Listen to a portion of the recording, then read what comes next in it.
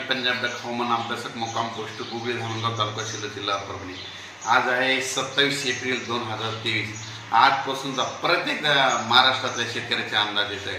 तर आजपासून 27 एप्रिल पासून म्हणजे आज 27 एप्रिलला म्हणजे उत्तर महाराष्ट्राकडे तुरळक ठिकाणी पावसाचा अंदाज आहे म्हणून हा अंदाज लक्षात द्यायचा। त्याच्यानंतर 28 एप्रिलला पुन्हा पश्चिम विदर्भ आणि मराठवाड्याच्या भागाकडे तुरळक ठिकाणी पाऊस पडणार आहे म्हणून हे अंदाज लक्षात घ्यायचा। त्याच्यानंतर 29 तारखेपर्यंत मराठवाडा विदर्भात थोडं पावसाचं वातावरण राहणार आहे म्हणून हा अंदाज लक्षात घ्यायचा। सर्वदूर पाऊस पडणार नाही, अवकाळी पाऊस पडणार आहे, विजेचे प्रमाण जास्त असणार आहे म्हणून हा अंदाज उत्तर महाराष्ट्र, पश्चिम विदर्भ आणि मराठवाड्याच्या शेतकऱ्यांना लक्षात द्यायचा। त्याच्यानंतर सर्व शेतकऱ्याला सांगू इच्छितो की आता उद्या परवापासून 1 मे लागणार आहे। तर जवळपास 1 मे पासून राज्यामध्ये परत उन्हाची तीव्रता वाढणार आहे। जवळपास 6 मे पर्यंत ऊन जास्त तापणार आहे म्हणून ही अंदाज लक्षात घ्यायचा।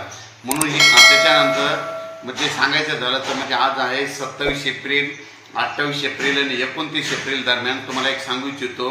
आज 27 एप्रिलला उत्तर महाराष्ट्राकडे थोडं पावसाचं वातावरण आहे, सगळीकडे नाही पण काही भागात आहे। त्याच्यानंतर 28 एप्रिलला पश्चिम विदर्भ आणि मराठवाड्याच्या काही भागाकडे पावसाचं वातावरण म्हणून हे लक्षात द्यायचं। 29 एप्रिलला पश्चिम विदर्भ आणि मराठवाड्याकडे थोडेफार तुरळक ठिकाणी अवकाळी पावसाचे म्हणून हा अंदाज लक्षात द्यायचा।